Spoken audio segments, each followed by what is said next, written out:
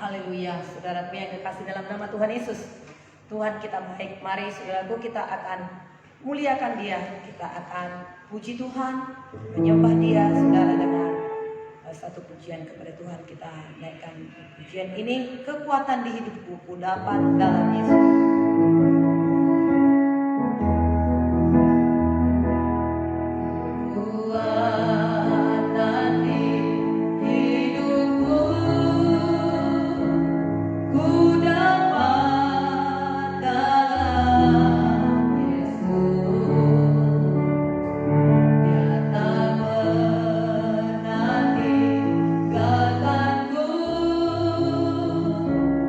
Setia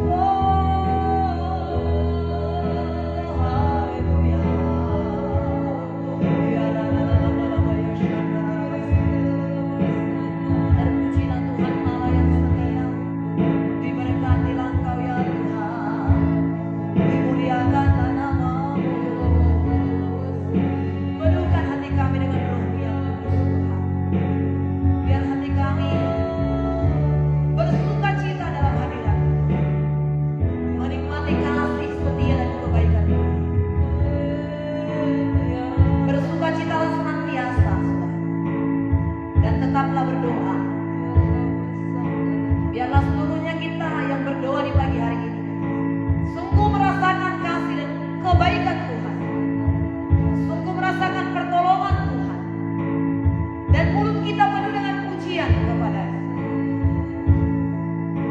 Haleluya. Dekat denganmu itulah yang menjadi kerinduan hati kami. Dengar-dengaran akan suaramu itulah yang menjadi kerinduan hati kami. Pegang tangan kami Tuhan. Ini hati kami dan ini hidup kami kami persembahkan kepada Tuhan. Tubuh kami adalah bait Roh Kudus. Roh Kudus tinggal di dalamnya, dan Roh itu mengajari kami berdoa, mengerti kehendak Bapa.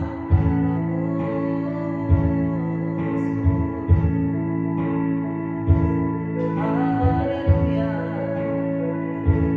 Saat berdoa, Tuhan bekerja, Tuhan menggerakkan tangannya. Doa melakukan yang tak mungkin bagiku. Doa membukakan tingkap langit bagiku. Saat berdoa, saat berdoa, Tuhan bekerja, Tuhan menggerakkan tangannya.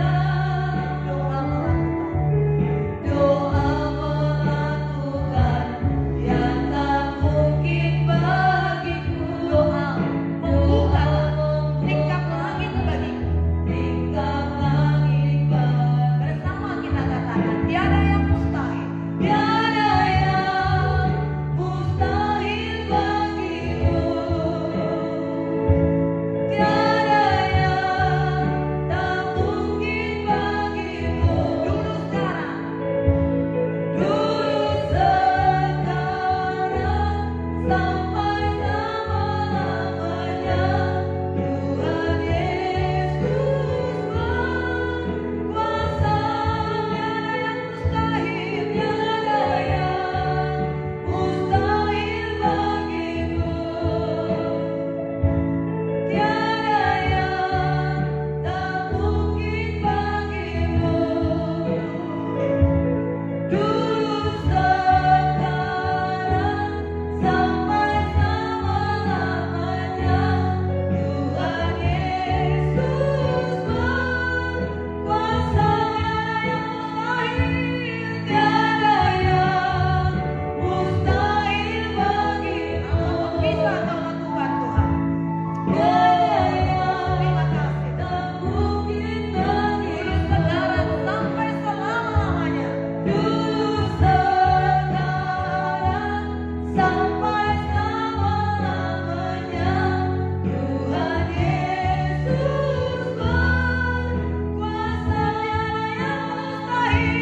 Tiada yang mustahil bagimu.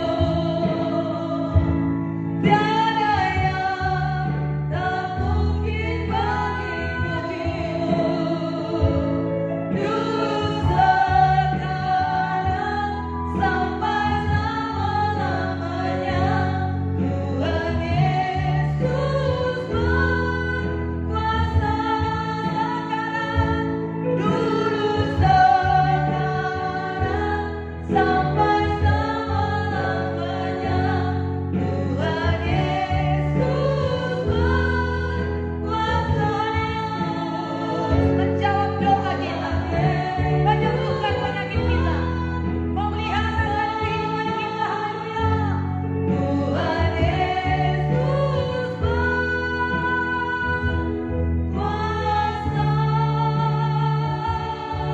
Haleluya, haleluya. Sungguhlah Engkau Tuhan yang berkuasa, membawa dan menuntun kami kepada kehendak-Mu. Ajaiblah segala karya-Mu Tuhan. Ini yang kami nyanyikan, ini yang kami percayai, ini yang kami hidupi ya Tuhan. Saat kami berdoa, Tuhan menggerakkan tangannya. Kami tidak akan melakukan apapun sebelum kami berdoa. Bersyukur kepada Tuhan, menyerahkan kehidupan kami kepada Tuhan,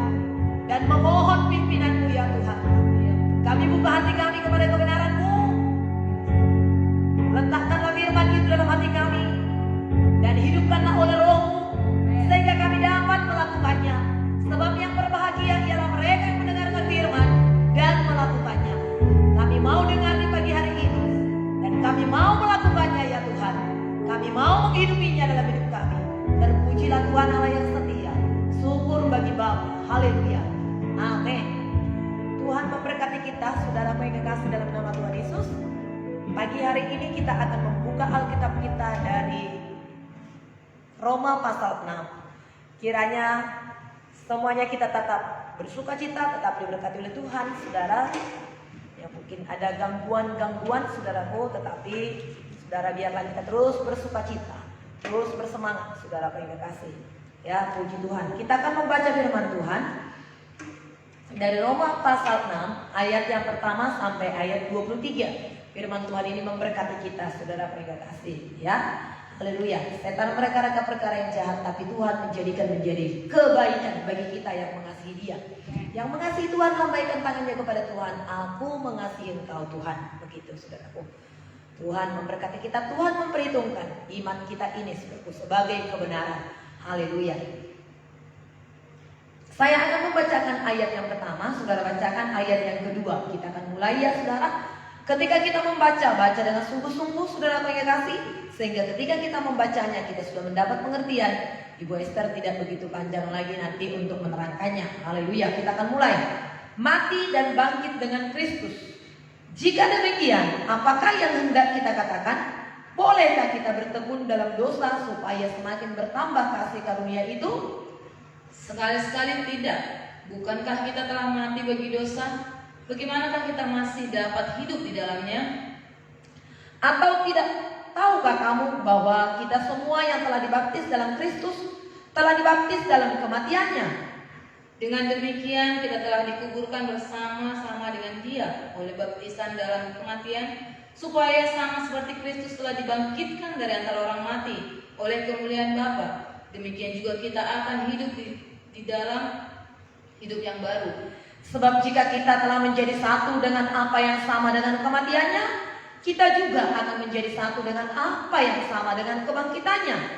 Karena kita tahu bahwa manusia lama kita telah turut disalibkan, supaya tubuh dosa kita hilang kuasanya, agar jangan kita menghambakan diri lagi kepada dosa.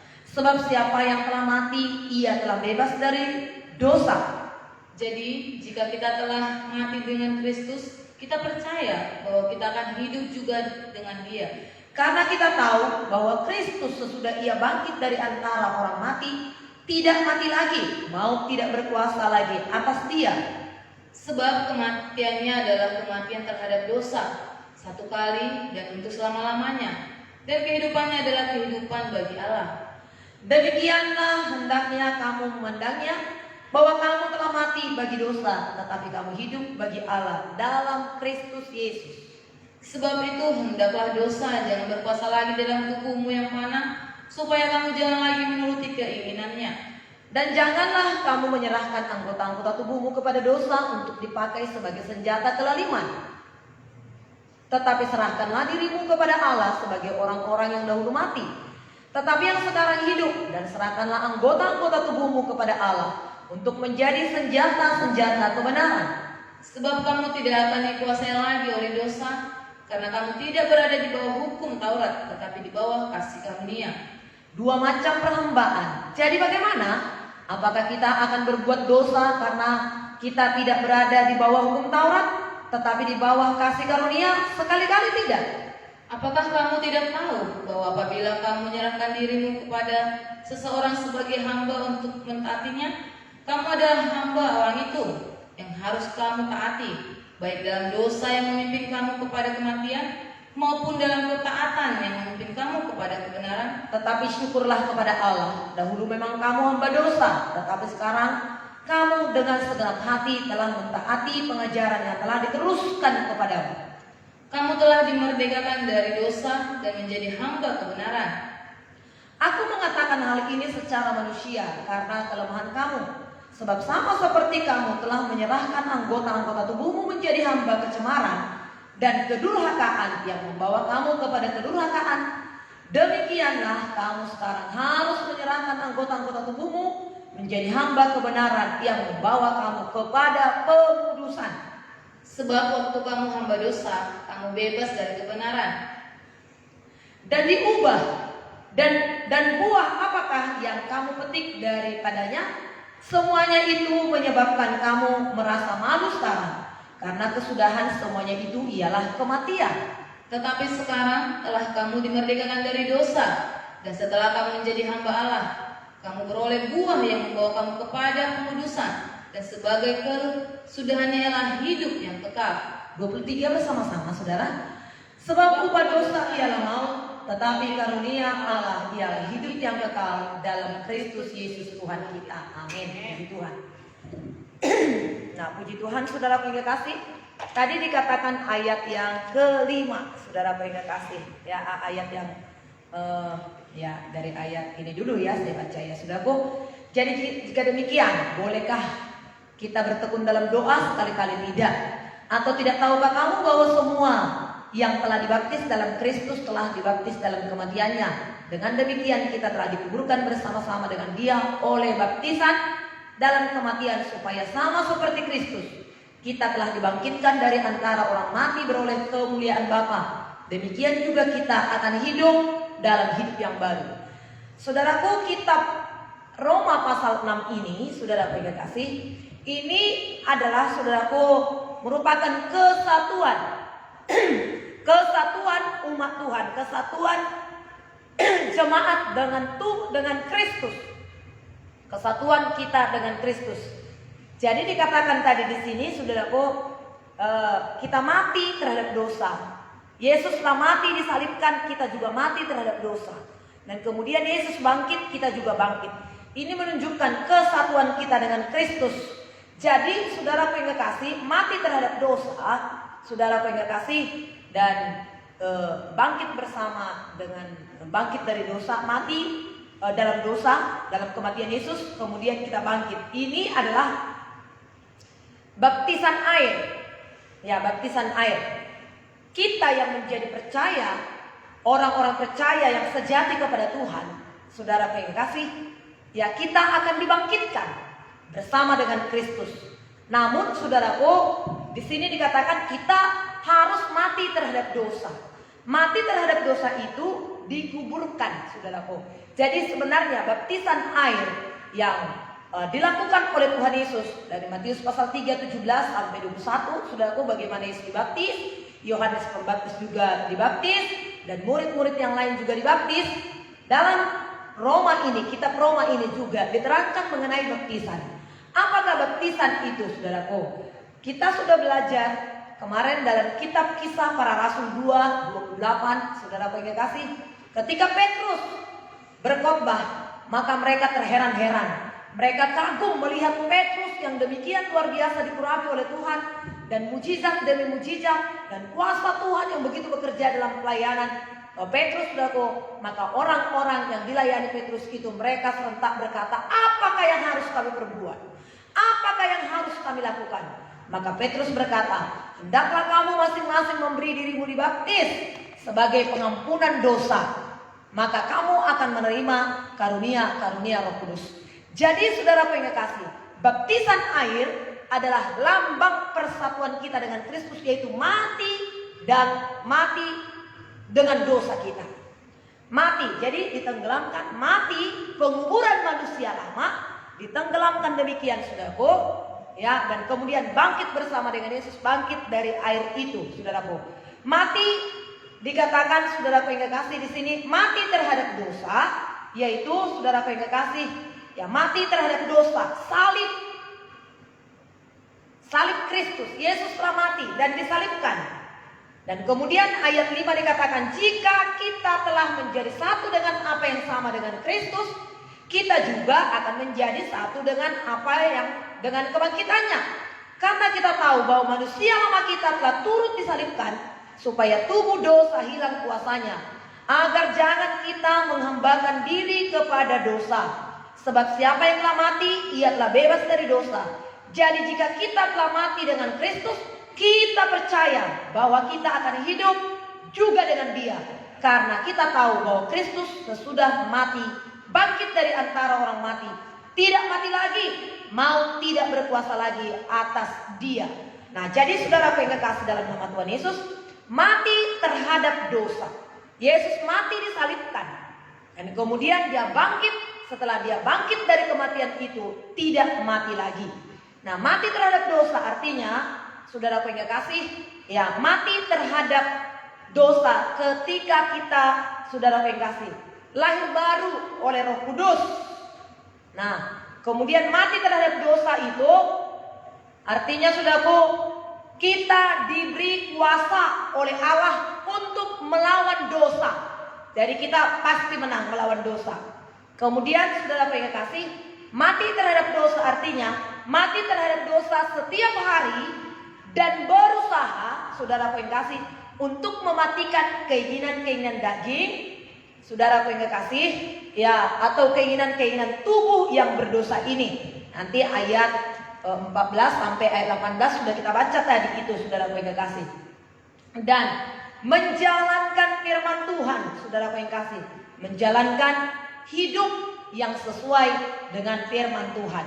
Nah, itu saudara yang kasih ya. Kemudian dikatakan tadi baptisan air itu adalah lambang persatuan kita dengan Kristus, penolakan dosa, mati terhadap dosa, dan hidup untuk Kristus. Kisah 22 ayat 26. Nanti bisa saudara baca itu. Jadi saudara yang kasih, baptisan air itu adalah menyamakan kita dengan Kristus. Saudara yang kasih, kita menjadi sama seperti Kristus. Bukan berarti saudara yang kasih seluruhnya kita sama dengan Kristus, tapi memang kita menjadi sama, serupa dengan Dia.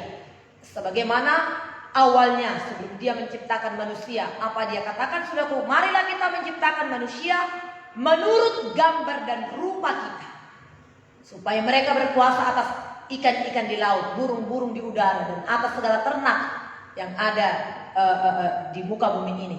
Jadi saudaraku, Tuhan memberikan kuasa lagi bagi kita. Sebab tadinya manusia itu sudah jatuh dalam dosa, maka dengan baptisan air itu kita memproklamirkan kita ini sudah menjadi milik Allah, milik Tuhan. Nah, sama seperti saudara yang kasih, Indonesia, waktu Indonesia dijajah pada waktu itu, saudara yang kasih, oleh bangsa-bangsa lain, saudaraku. Nah, dijajah, diperhamba, diperbudak, suka-sukanya kepada bangsa kita, saudaraku. Disuruh kerja paksa, hasilnya untuk mereka, saudaraku. Harga-harga barang itu suka-suka hatinya. Bahkan ditakut-takuti lagi, dipecah belah, saudara, ya, oleh bangsa yang menjajah bangsa Indonesia itu. Tapi bangsa Indonesia itu, saudaraku, puji Tuhan, ada yang berdoa, ada hati nuraninya sudah dijamah oleh Tuhan. Di samping itu juga ada pemberitaan Injil juga dari bangsa-bangsa lain. Kemudian saudaraku yang kasih, bangsa ini dengan menyatukan hati nurani, saudaraku yang kasih, bertekad dengan bulat hati untuk mengambil alih, saudaraku yang kasih, yaitu dengan Soekarno-Hatta pada waktu itu, saudaraku yang kasih, ya, menyatakan kami bangsa Indonesia menyatakan dengan ini kemerdekaannya. Hal-hal yang mengenai pemindahan dan kekuasaan diselenggarakan dengan tempo yang sesingkat-singkatnya. Jakarta, 17 Agustus 1945, atas nama bangsa Indonesia, Soekarno-Hatta. Nah, saudaraku yang kasih, pada waktu itu tentunya penjajah masih lebih hebat, lebih kuat dari bangsa Indonesia. Sebab mereka itu punya senjata rudal, ya, yang alat-alat yang canggih. Sementara senjata Indonesia itu, bangsa Indonesia itu adalah bambu runcing. Tetapi mereka menyuarakan kemerdekaannya. Dan disertai lagi dengan undang-undangnya. Pembukaan bahwa sesungguhnya kemerdekaan itu ialah hak segala bangsa. Dan oleh sebab itu, maka penjajahan di atas dunia harus dihapuskan. Nah, dan lain sebagainya, pembukaan Undang-Undang Dasar 45, proklamasi, saudaraku. Indonesia menyatakan itu dan kemudian disahkan oleh PBB. Maka saudara yang kasih, masih di sinikah, di bangsa inikah berkeliaran para penjajah itu? Masih. Tapi karena bangsa Indonesia atas nama Soekarno-Hatta, saudara yang kasih, telah menyuarakan, telah memproklamirkan kemerdekaannya dengan membacakan proklamasi 17 Agustus dan diakui oleh PBB, maka saudara yang kasih, penjajah tidak lagi, saudara yang kasih, berkuasa atas Indonesia. Memang masih berusaha pada waktu itu, tetapi saudara yang kasih, karena sudah disahkan oleh PBB, maka Indonesia merdeka. Saudara yang kasih, kita pun oleh karena penderitaan di bawah kutuk dosa itu, penderitaan oleh setan itu. Bagaimana Israel mereka berteriak oleh karena susahnya, oleh karena menderitanya mereka di Mesir, diperbudak oleh bangsa Mesir. Maka mereka berteriak minta tolong, dan teriakan mereka sampai kepada Tuhan. Maka Tuhan menyelamatkan, Tuhan bangkitkan, saudara yang kasih, Musa. Walaupun begitu banyak tantangan, tapi kalau Tuhan sudah bekerja, kalau Tuhan sudah punya rencana, saudara yang kasih, kita lihat hati Musa ya yang demikian rupa. Dan dia membela bangsanya. Pada waktu itu Musa sempat melarikan diri ke rumah mertuanya Laban, 40 tahun dia di sana. Tapi Tuhan tetap memanggil dia. Tuhan tidak pernah menyesali akan panggilannya kepada Musa. Tuhan panggil lagi Musa untuk membawa bangsa Israel keluar dari tanah Mesir. Maka saudara yang kasih, Israel pun keluar dari tanah Mesir. Walaupun bukan dengan hal yang begitu mudah, ada perjuangan, tetapi bangsa Israel itu sampai kepada tanah Kanaan. Dalam kehidupan kita ini, saudara yang kasih, ketika kita lahir baru, kita mati terhadap dosa, kita menyerahkan diri kita dibaptis, dan kemudian kita mati terhadap dosa itu, saudara yang kasih, kita bangkit bersama dengan Yesus, yang walaupun musuh itu, lawan itu, tidak pernah dengan rela hati menyerahkan kita, tidak pernah tenang saudara melihat kita ada dalam Tuhan, selalu berusaha untuk menggagalkan kita. Tapi sepanjang kita bersama dengan Tuhan dan kita melakukan kehendak Tuhan, kita lebih daripada pemenang. Bahkan terlebih-lebih lagi kita tahu, saudaraku, Kristus Yesus telah mati untuk menebus dosa kita, saudara yang kasih, ya. Dan kehidupannya Tuhan berikan kepada kita. Ayat yang ke-6 dikatakan tadi, saudaraku, karena kita tahu bahwa manusia lama kita telah turut disalibkan, supaya tubuh dosa kita hilang kuasanya. Paulus mengatakan dua kata di sini, saudara yang kasih. Yang pertama, manusia lama ini dikatakan karena manusia lama kita. Ada dua kata yang dipakai oleh Paulus. Apakah itu yang pertama? Manusia yang belum dibaharui, itulah yang disebut dengan manusia lama, saudara yang kasih. Jadi dosa sudah disalibkan. Manusia yang belum dibaharui, manusia yang belum lahir baru. Kemudian tubuh dosa, manusia lama yang mempunyai tubuh yang dikuasai dosa. Jadi tubuh dosa. Yang pertama manusia yang belum dibaharui, yang kedua tubuh dosa. Tubuh dosa artinya tubuh yang dikuasai oleh keinginan-keinginan berdosa, dipatahkan. Jadi manusia lama kita tadi dibaharui, sudah disalibkan. Kemudian yang kedua, kata yang kedua, tubuh dosa. Tubuh dosa yang dikuasai oleh keinginan berdosa sudah dipatahkan. Jadi saudara yang kekasih, inilah kita dulu. Setelah kita datang kepada Yesus, kita dibaharui, itulah yang dikuburkan sehingga kita memiliki kebangkitan, tubuh yang baru. Keinginan tubuh kita ini sekarang, saudara yang kasih, ya, adalah bersekutu dengan Tuhan, memuji dan menyembah Tuhan, melihat jiwa-jiwa diselamatkan, melihat kuasa Tuhan dinyatakan. Itulah keinginan kita itu, saudara yang kasih. Kalau dulu saudara yang kasih, ya kita tidak peduli dengan itu. Tapi orang-orang yang sudah dibaharui itu sungguh sangat berbeda dengan manusia lama. Saudara bisa membedakan itu. Jadi kematian Kristus, saudara yang kasih, tidak berbuat dosa lagi. Memang Tuhan itu, saudara yang kasih, dihina, menderita oleh pengaruh dosa.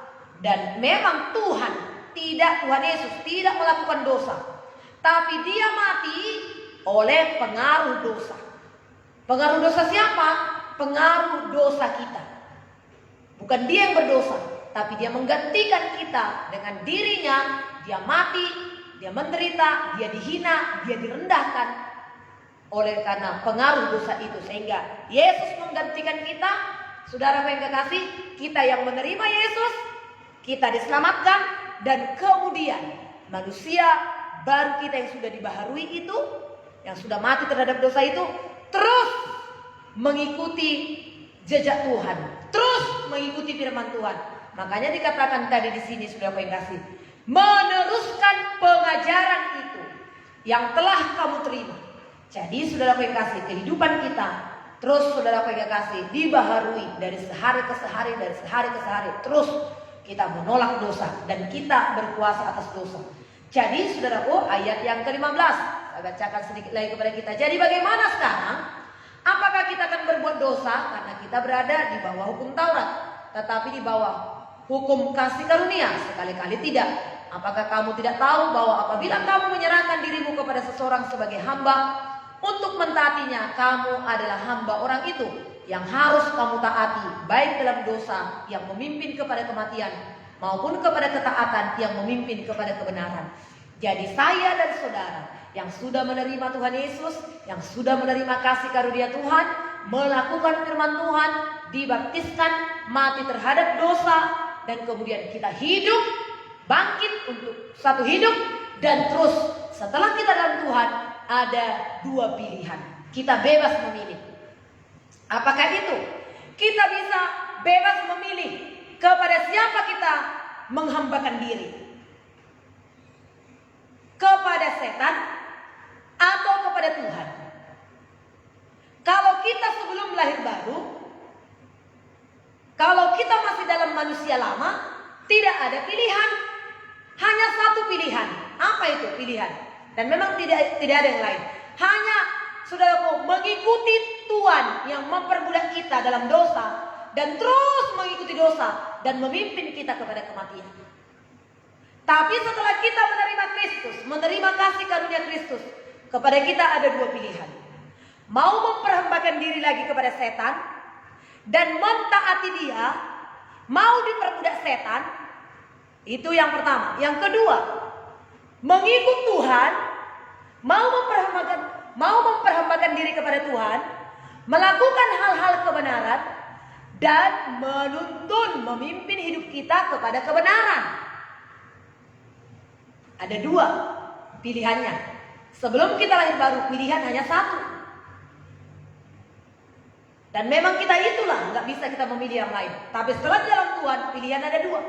Mau kita diperbudak setan itu, yang memimpin kita kepada kematian, atau kita menyerahkan hidup kita, dipimpin oleh Tuhan, melakukan hal-hal yang sesuai dengan kehendak Tuhan dan memimpin kepada kehidupan. Nah, saudara yang kasih, tapi marilah kita pilih Tuhan yang membawa kita kepada kehidupan, yang memimpin kita kepada kehidupan, maka hidup kita akan dibaharui dan terus ada kebahagiaan. Tuhan menjamin kehidupan kita. Baik masa sekarang ini maupun untuk yang akan datang, Tuhan akan menjamin kehidupan kita. Saudara, oleh sebab itu, serahkanlah hidup kita dipimpin oleh Tuhan, taatilah pengajaran yang telah diberikan Tuhan kepada kita, saudaraku, yang membawa kita kepada kehendaknya. Ayat 16, 21 sampai 23, saudara yang kasih. Dibaca lagi nanti, direnungkan lagi firman Tuhan ini sehingga kita makin dalam, saudara, akan firman Tuhan ini, sehingga kita makin teguh di dalam Tuhan. Puji Tuhan, saudaraku, ini firman Tuhan yang memberkati kita pagi hari ini. Saudara yang kasih, kiranya firman Tuhan ini sungguh-sungguh memberkati kita. Haleluya. Terima kasih Tuhan, terima kasih. Mari kita berdoa. Bapa, terima kasih untuk firman yang sudah kami dengarkan pada saat ini. Dimuliakanlah nama-Mu ya Tuhan. Kami untuk memilih taat kepada Tuhan, melakukan firman-Mu ya Tuhan, memilih Yesus menjadi Tuhan kami. Kami memperhamba diri kami kepada Yesus yang menuntun kami kepada kebaikan, yang menuntun kami kepada kehidupan, yang membawa kami kepada kesejahteraan. Engkau di dalam kami di dalam Engkau. Firman-Mu hidup dan berkuasa Tuhan. Terima kasih Tuhan, terima kasih. Haleluya Tuhan, haleluya. Kita angkat pujian kita kepada Tuhan. Ku di tangan-Mu, ku di hati-Mu, tak pernah ku sendiri. Kau ada di dalam kami. Di tangan-Mu tak pernah ku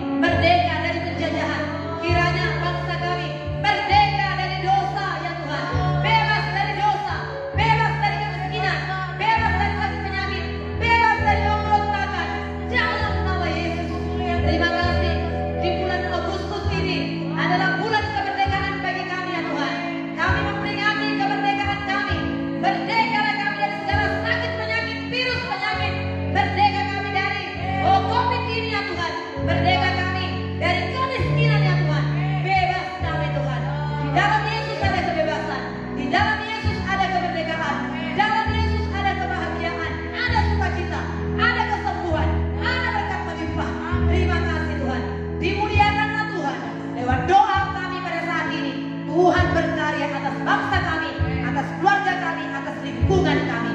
Terpelihara iman kami Tuhan. Terpelihara bangsa kami ini. Terpujilah Tuhan Allah yang setia.